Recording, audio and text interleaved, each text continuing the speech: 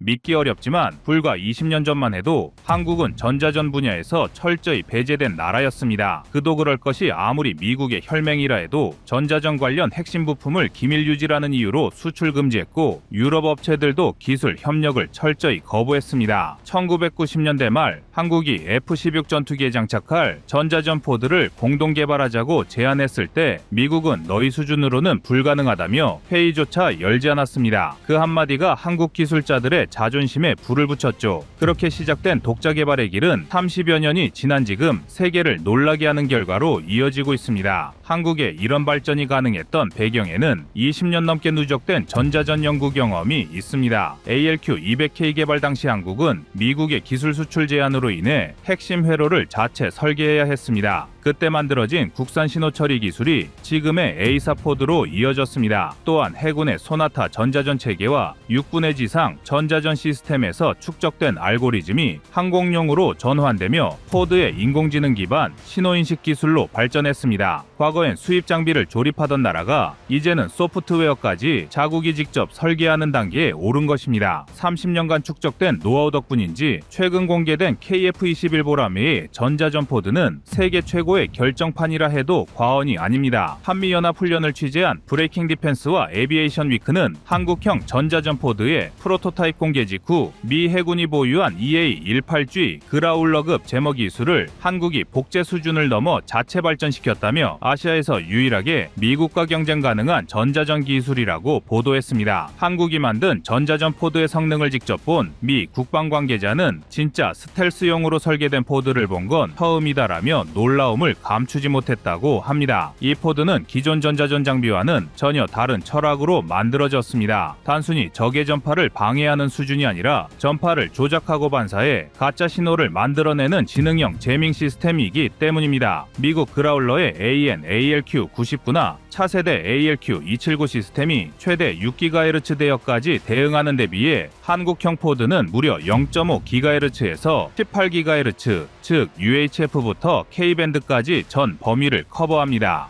이는 기존 대비 약 3배 이상 넓은 주파수 폭으로 지상 저주파 레이더부터 공중의 A사 레이더까지 모두 교란할 수 있다는 뜻입니다. 무엇보다 눈에 띄는 건 질화갈륨 반도체 기반의 전력 증폭기입니다. 이 기술은 전자전의 심장이라 불립니다. 미국은 2010년대 중반부터 GaN 증폭기를 적용하기 시작했지만 냉각 효율 문제로 대량 양산에 실패했습니다. 반면 한국은 LIG 넥스원과 국방과학연구소가 공동으로 개발한 GaN 증폭기를 통해 발열은 30% 감소, 출력은 2.5배 증가시켰습니다. 이 덕분에 포드 크기를 줄이면서도 더 강력한 출력을 유지할 수 있었고 외형은 스텔스 전투기에도 어울리는 매끈한 원통형으로 완성됐습니다. 발전기를 위한 외부 프로펠러가 사라진 것도 바로 이 기술 덕분입니다. 해외 전문가들은 이 점에서 가장 충격을 받았습니다. 기존 제밍 포드는 자체 발전을 위해 앞쪽에 돌출된 프로펠러가 필수적이었지만 이는 스텔스 성능을 심각하게 떨어뜨렸습니다. 그러나 한국형 포드는 내부 냉각 시스템과 고효율 전력 변환 장치를 채택해 프로펠러 없는 스텔스형 전자전 포드라는 새로운 패러다임을 열었습니다. 디펜스 뉴스 재팬은 한국이 만든 포드는 외형상 연료 탱크로 위장할 수 있을 정도로 매끄럽고 레이더 반사 면적을 40% 이상 줄였다고 분석했습니다.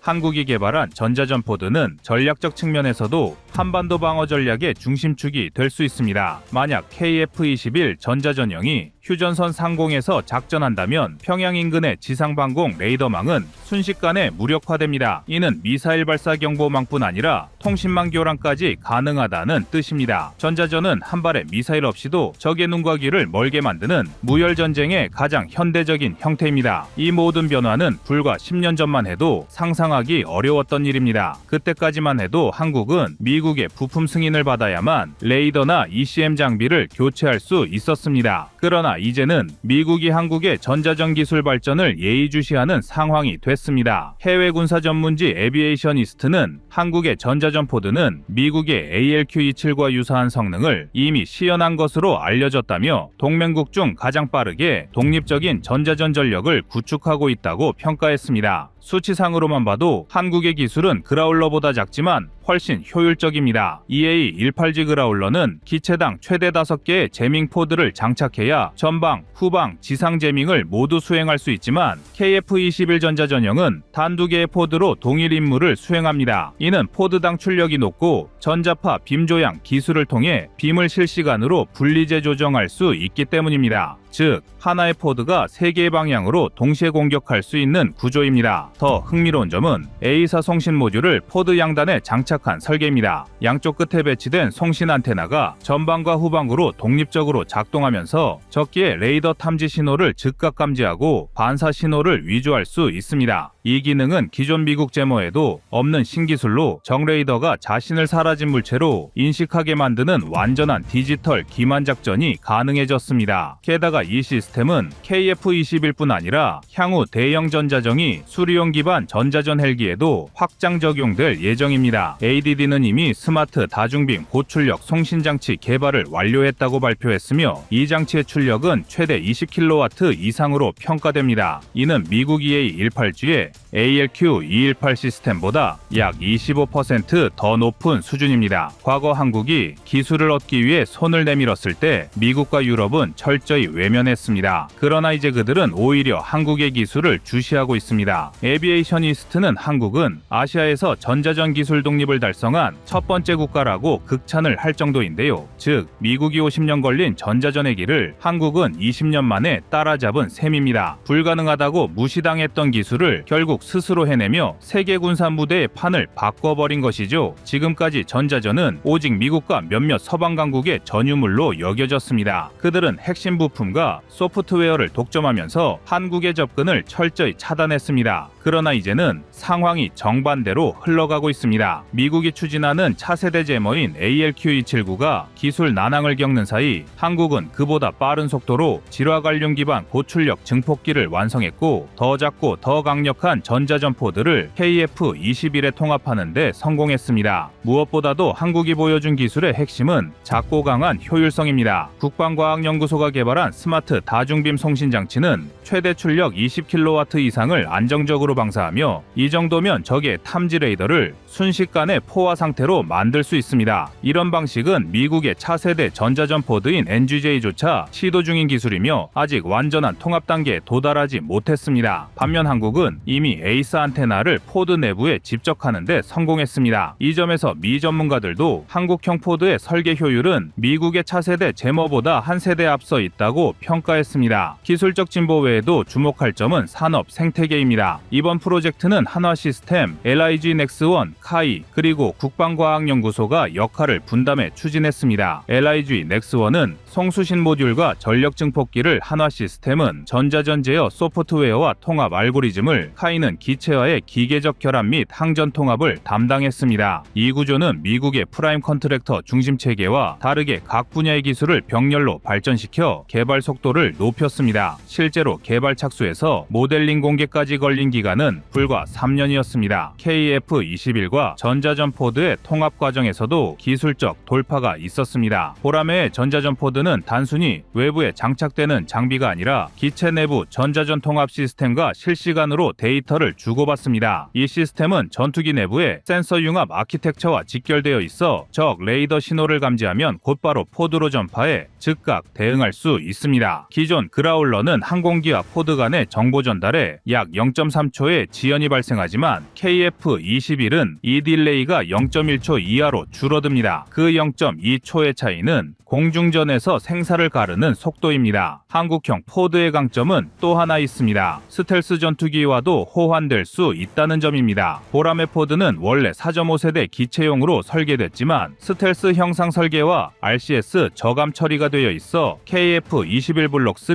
이후의 내부 무장착 연동도 가능합니다. 이를 활용하면 F-35A와 유사한 스텔스 제밍 임무도 수행할 수 있습니다. 이 기능이 완성되면 KF-21은 단순한 공격기가 아니라 동북아 최초의 다목적 전자전 플랫폼으로 자리 잡게 됩니다. 한국이 이 포드를 양산하게 되면 따지면 한 기당 단가가 약 40억 원 수준으로 예상됩니다. 만약 60대의 KF-21 전자전형에 2개씩 장착된다면 약 4,800억 원 규모의 내수 시장이 형성됩니다. 여기에 수출형까지 포함되면 총 시장 규모는 1조 원을 넘길 것으로 전망됩니다. 특히 폴란드, 사우디아라비아, 인도네시아 등 KF-21 수출국이 포드를 함께 구매하게 되면 한국은 전자전 패키지 수출이라는 새로운 분야를 열게 됩니다. 이제 KF-21의 전자전 포드는 단순한 장비가 아니라 한국이 그동안 당해온 기술적 배제와 외교적 제약을 정면으로 돌파한 상징입니다. 이 기술이 완성되면 더 이상 한국은 다른 나라의 기술을 사와야 하는 나라가 아니라 오히려 기술을 수출하는 나라로 서게 됩니다. 지금 세계가 주목하는 건 포드의 형태가 아니라 그 안에 담긴 기술은 전략무기로 평가해도 무방할 정도입니다.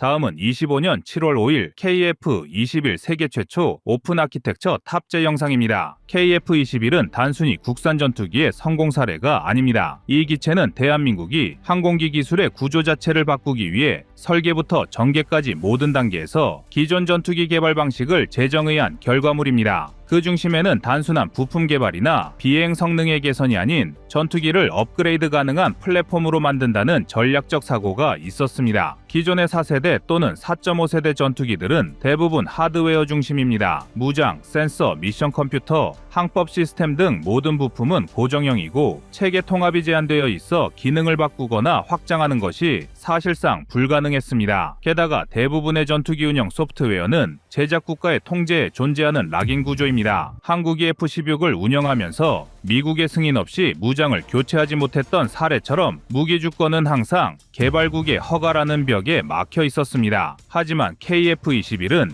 이 점을 정면으로 돌파했습니다. 이 기체는 오픈 아키텍처 소프트웨어 구조를 채택했고 여기에 기반해 센서, 미사일, 전자전 장비, 레이더 등 모든 시스템을 모듈 단위로 통합 해체 교체가 가능하도록 설계했습니다. 하드웨어를 바꾸지 않고 소프트웨어 설정만으로 무장을 교체하거나 임무를 바꿀 수 있게 된 것입니다. 이 설계는 마치 스마트폰을 연상시킵니다. 현재는 기초적인 앱만 설치되어 있지만 사용자가 원하는 기능을 필요에 따라 계속 추가할 수 있습니다. 스마트폰에 새로운 앱을 넣듯 KF-21은 새로운 미사일이나 센서, 심지어 AI 기반의 자율 제어 알고리즘까지 업데이트로 탑재할 수 있습니다. 이러한 전투기의 개념은 F-35가 지향했던 디지털 전투기와 닮았지만 KF-21은 훨씬 더 개방적이고 확장 가능한 구조로 진화한 형태라 할 수 있습니다. 이 구조 덕분에 KF-21은 다양한 국산 및 외산 무기 시스템을 자유롭게 조합할 수 있게 되었습니다. 미티어 미사일, 한국형 장거리 공대지 미사일, 유도폭탄, 에이사 레이더, 장거리 적외선 탐지 장비 등 국가별로 체계가 완전히 다른 무장 시스템도 KF-21에 연동할 수 있으며 그 과정에서 필요한 소프트웨어 통합 작업도 패치 수준으로 줄어들게 됩니다. 이와 함께 주목해야 할 기술이 바로 자체 운영 체제와 AI 기반 센서 융합 시스템입니다. KF-21은 단순한 운영 소프트웨어가 아닌 실시간 임무 처리와 다중 센서 통합을 지원하는 독자 운영 체제를 갖추고 있으며 이 시스템은 다수의 위험 요소를 동시에 분석하고 그에 맞는 방어 수단과 우선순위를 설정합니다. 예를 들어 전자전 센서가 세 방향에서 위협을 탐지하면 AI는 표적의 거리, 속도, 신호 강도, 임무 우선도에 따라 대응 순서를 정합니다. 이는 조종사의 인지 부담을 크게 줄이고 위기 상황에서도 자동화된 반응을 이끌어낼 수 있는 구조로 설계되어 있습니다. 그리고 이 기술은 실전 테스트에서도 높은 성능을 입증했습니다. 센서 융합 반응 속도는 기존 전투기 대비 약 20% 빠르며 AI 기반 표적 식별 정확도는 95% 이상으로 평가되었습니다. 이 수치는 실제 전장에서 위협을 빠르게 인지하고 선제 대응할 수 있는 능력을 의미하며 고속 전개, 적외선 회피, 전자전 교란이 복합적으로 이루어지는 현대 공중전에서 가장 중요한 기술적 우위를 제공하는 핵심 성능입니다. 무장 플랫폼으로서의 유연성도 주목할 부분입니다. KF-21은 총 10개의 하드포인트를 통해 다양한 무장을 장착할 수 있으며 하드포인트별 전력량과 통신 대역은 유럽, 미국, 한국산 무기 체계 기준을 모두 수용할 수 있도록 설계되었습니다. 이는 곧 수출용 맞춤형 전투기로도 활용 가능하다는 의미입니다. 예를 들어 동남아시아 국가들이 필요로 하는 공대지 위주 전력 구성이 가능하고 중동 국가들이 선호하는 장거리 요격 중심 무장도 손쉽게 적용할 수 있습니다. 이 기체의 또 다른 중요한 진화는 드론 통제 능력입니다. KF-21은 무인 드론을 최대 5기까지 제어할 수 있을 것으로 예상되는데요. 이는 유인기 1대와 무인기 5대의 형태의 혼합 현대 작전을 실현할 수 있다는 뜻입니다. 각 드론은 독립적으로 탐지식별 임무를 수행하면서 주기체와 데이터 링크를 통해 정보를 공유하고 필요시 주기체의 명령 없이도 회피 또는 공격 행동을 자율적으로 수행합니다. 이 기술은 아직까지 미국을 포함한 일부 국가만이 제한적으로 시도하고 있으며 실제 양산 기체에 이 기능이 통합된 건 KF-21이 세계 최초 수준입니다. KF-21의 현재 양산 체계도 체계적으로 진행되고 있습니다. 2024년 6월 국방부는 한화에어로스페이스와 카이와 함께 총 40대 분량의 양산 계약을 체결했고 이 중 20대는 2026년부터 공군 실전 부대에 배치될 예정입니다. 1차 계약 규모는 약 1조 8천억 원, 2차는 1조 9천억 원 수준으로 대당 가격은 약 900억 원으로 추산됩니다. 이는 F-35A 대비 약 40% 저렴하며 유지비도 연간 기준으로 F-15K의 70% 수준에 불과합니다. 마지막으로 기술적 의의를 떠나 구조적, 전략적 측면에서도 이 전투기는 의미가 큽니다. 대한민국은 이 기체를 통해 무기 기술의 독립, 업그레이드 주권의 확보, 수출 기반의 확보라는 세 가지 핵심 전력을 동시에 확보하게 되었습니다. 과거처럼 특정 국가의 무기 정책에 영향을 받는 시대는 지나갔고 이제는 우리가 직접 설계하고 결정하며 타국에 맞춰 무기를 공급할 수 있는 기술 외교에서 독자적인 안보 구축 도구로 KF-21이 진화한 것입니다. KF-21은 기술의 총체이자 군사 전략의 구현체입니다. 이제 이 전투기는 단순한 하늘을 나는 무기를 넘어서 한 국가가 독자적으로 항공 플랫폼을 운영할 수 있는 시대를 연 첫 번째 문이 되었습니다. 이제 이 문은 열렸고 앞으로의 진화는 이 플랫폼 위에서 계속될 것입니다. 여기서 더 주목해야 할 점은 이 기체가 얼마나 빠른 속도로 실전 투입될 준비를 마쳤느냐입니다. 일반적으로 전투기 개발부터 실전 배치까지는 최소 10년 이상이 소요됩니다. 미국의 F-22, 유럽의 유로파이터 타이푼만 봐도 각각 15년 가까운 시간이 걸렸습니다. 그런데 KF-21은 2015년 사업 착수 이후 2022년 첫 시험 비행,